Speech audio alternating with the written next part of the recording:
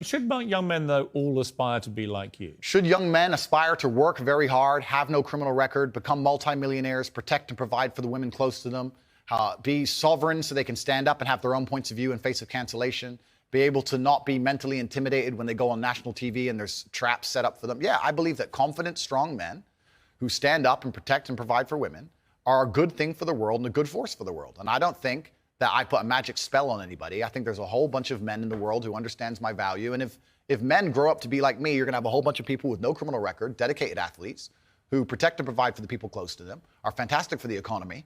And I'm certainly not the worst influence out here, Piers. You have Lil Nas twerking on the devil on music videos, which our children are digesting. You have drill artists singing about stabbing people to death in the middle of a knife crime epidemic. You have rabid psychopaths on whether the right or the left announcing violence on the other side. You have all these insanities in the world. And because I sit here and say, yeah, perhaps, now you've laid it out and it offended you, I understand. I didn't say it offended me. Okay, cool. I just read you the things. You read things that you said they could be offensive and some people are offended. Well, some people definitely were offended. Absolutely. That's fine. And honestly, I think some of the things you said were genuinely offensive and misogynist. Okay, so they offended you. Like I said earlier, so they offended you, which is fine. I said they offended you, you interrupted me, and now you're saying they offended you, which is fine. But the point I'm trying to make is this: I'm not the devil. There are certainly worse people than me, and I don't disagree and they exist. With that. And I'm saying that my core tenets for the people who don't understand me are self-accountability, so I'm accountable for everything I've ever said. My core tenets are responsibility, so I'm responsible for everything I've said. My core tenets are traditional masculinity to a degree, which involves protecting and providing for women. And I'll make another point here that needs to be said. The number of women who have stood up and stuck up for me is ignored. Thousands of women are making videos saying, I've met Andrew Tate, he's such a nice guy. I wish I had a man like Andrew Tate who felt responsible to protect and provide for me. You know what? I do belong to my husband, that's why I married him and I love him. We ignore the thousands of women who stood up and stood by me and said everything I said is true. And we're taking a very vocal minority who have taken things I've said and are pretending to be absolutely and utterly devastated by them. But there was also, I think, quite a disturbing piece that BuzzFeed did. And it talked about the negative impact of young, impressionable male minds when they've read or seen some of the more inflammatory things you've said. And they quoted, for example, Sandy, 22, from Washington. My father's gone from a man who minored in women's studies in college, who was kind and in touch with his emotions, treated all people, men and women around him, with kindness, to a man who says that whenever he sees an effeminate male stranger, he gets an overwhelming urge to murder them. He loves podcasts. He listens to a lot of podcasts. I know he's listened to Andrew Tate. Whoa. Let's stop for a second. Let's be professional here, Piers, because you're a professional, as am I. First, she said, did you say that my father went? She said, my father has gone. Her father. That's a full-grown man, firstly. So we're talking about my impact on children. You just talked about a full-grown man here. Secondly, I've never talked about murdering effeminate men in anything online ever, in any context ever. So I don't know why they have taken some random person I've never met in the world who's full-grown, an adult, and come to their own conclusions who I've never met and lumped his name in with mine. That is absolutely unfair on every level. I didn't read this BuzzFeed. I didn't read this BuzzFeed article, but after hearing the first point, I know it's trash. That is complete garbage. To sit and say that I'm the reason this man believes what he believes. I have seen a quote from you, and you can tell me what you feel here about this. Sure. You talk about people don't want to see men dressed up in dresses, transgender. That's not exactly what I said. What did you say? I said the reason I am so popular and I'm so famous is that there's a large contingent of men who don't want to wear makeup, who still want to make money, go to the gym, be strong, drive a fast car, be traditionally masculine, and don't want to be shamed for that, and they don't want to be called toxic for that. That is the reason I'm so massively famous. That is what I said. What do you think of transgender people? That's nothing to do with me. I'm not transgender, and I don't understand the issue like they do. They are you transphobic? Do you consider yourself that? Transphobic? What, afraid? My nigga. Well, it kind of, yeah. You have I don't live in fear, my friend. I have no problem. Do you have a dislike of transgender people? I don't know any transgender people. Do you have a dislike of what they stand for, what they are? No. Why would I? I don't know. That's not my issue. That's not my issue. There's a large contingent of men who are not interested in the things that perhaps the YouTube algorithm's trying to feed them. I think there are lots of... Look, when you support masculinity and masculine traits, I'm with you, right? Okay, so you agree a man should protect and provide for a woman? Absolutely. Okay, so you agree if you were walking down the street with a woman, you'd be responsible with her safety? Yeah. Cool, absolutely. So if that woman wanted to walk alone at I don't night think I have authority over the woman as we do that. Okay, so let me ask you another question, Piers, because we are professionals. Let's say your woman decided she wanted to take a nice little walk through the south side of Chicago at 2 a.m., and she wanted you to go with her, and you were responsible for fighting and dying on the spot if she was attacked. Don't you think you would say to her, no, we're not going out right now, it's not safe?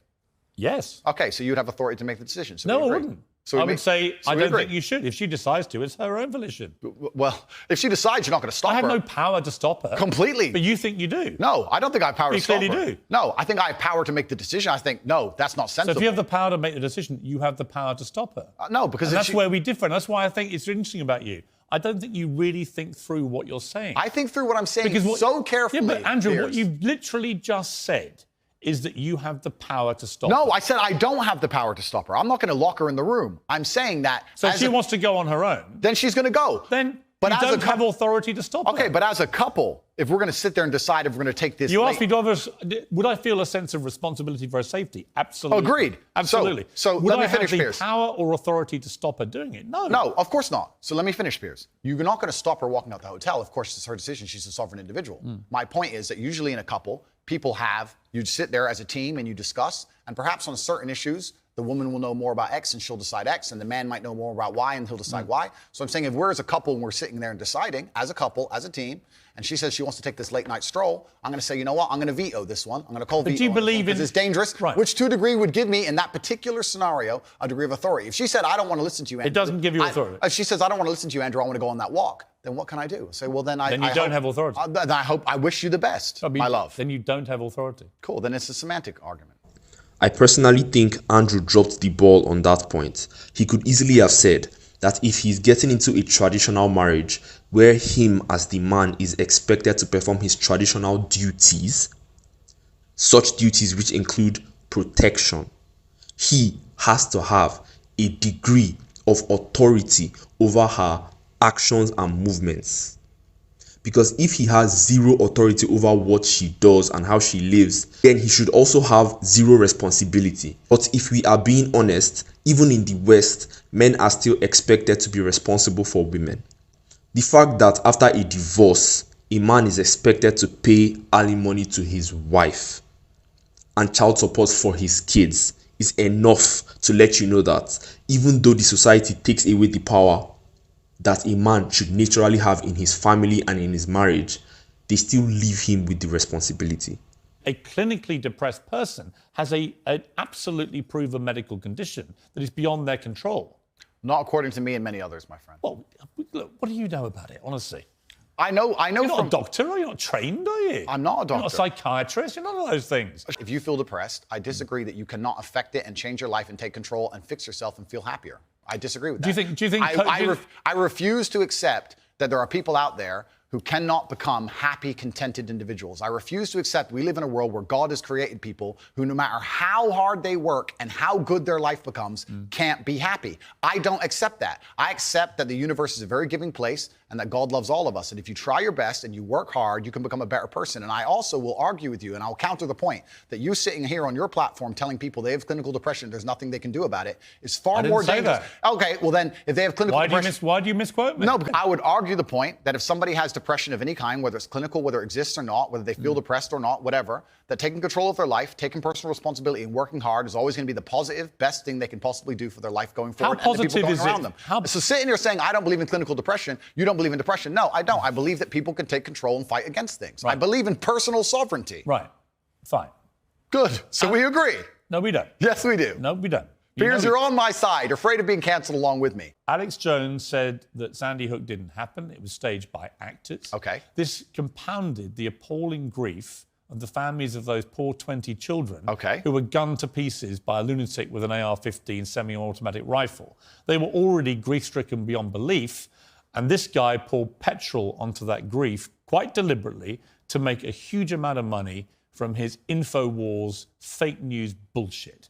And as a result, a lot of the families have now sued him, and they've won, and he's going to have to pay back tens, maybe hundreds of millions of dollars in damages to these families. And quite right, it won't do anything about the pain he caused them. Some of them actually had people turn up outside their houses with guns because Alex Jones had told them that these parents were making it all up. They were all staged actors. It was all run by the government. So I simply say to you, now I've told you that, what is your view of Alex Jones? I don't see why any of that has to do with me. It's very interesting. I've done the guy's podcast. I know him well. He was professional and courteous to me. When I meet somebody and they show me respect, I show them back respect. That's what I do, as I did with you. You respect him? If somebody shows me respect, I show them respect back. So if Adolf Hitler showed you respect, you'd respect him back? That's a stupid question, Piers. It's not. It's a logical extension of your argument. No, if in 1931 I was walking through Germany and a man come up to me and said, sorry for bumping into you, I'd say, sorry, no problem, mate. I'd show respect back. I don't know, what are you trying to say? That I sanction the Holocaust? You literally just said if somebody respects you, you respect them back I say if somebody shows me respect, I show respect back. That's a good way to go through life. Whoever it is. If somebody shows me respect and is courteous to me, I'm courteous back. Yes. How can you respect somebody who caused such misery and pain to Sandy I have no idea the specifics of the thing you're discussing. I don't understand any of it. Well, I don't know anything about it. You've told me your version of events. 4 times you went on Alex Jones's podcast. Correct. Promoting him, helping him make money. I don't think it was promoting and helping him because... Well, it's his podcast. Well, yeah, but I've been on the podcasts of people who absolutely hate me. I've been on liberal left-wing podcasts. I've been on feminist podcasts. Fine. And no, you just sat here saying I would like you to agree, perhaps we can agree on this point, that I'm not a feminist. I go on feminist podcasts. I do a podcast circuit. You're not a feminist? No, I don't know. What do you think a feminist is? Well, let's not change subject here, Piers. Stay on the subject. You mentioned feminism. Completely. But you're trying to get away from the point because what you did is you're trying to say because I did a podcast, I sanction all of this person's views. And I'm saying I do 5 podcasts a week. I do 5 podcasts a week and I don't sanction 100% the views of any other person on the planet because I'm an individual and he has an individual views, as do you. So I don't know why you're trying to come at me with one of his views and pretend that's something to do with me. Because it's a pretty big view. No, but it's a lame trick, Piers, and you're better than this. So let's move on. You're sitting here, Piers, saying that I'm on uncensored show, and in your intro you said that it's important that we don't have echo chambers and we have varying and that we have varying opinions. Correct. But then you're saying the people you don't like, you wouldn't go on their podcast. No. So you are a hypocrite. No. No. Wait. I will go on anybody's podcast and discuss any point. When did you last go on his podcast? You trying to lump me in and attack me for a person whose podcast I do having a view is absolutely childish.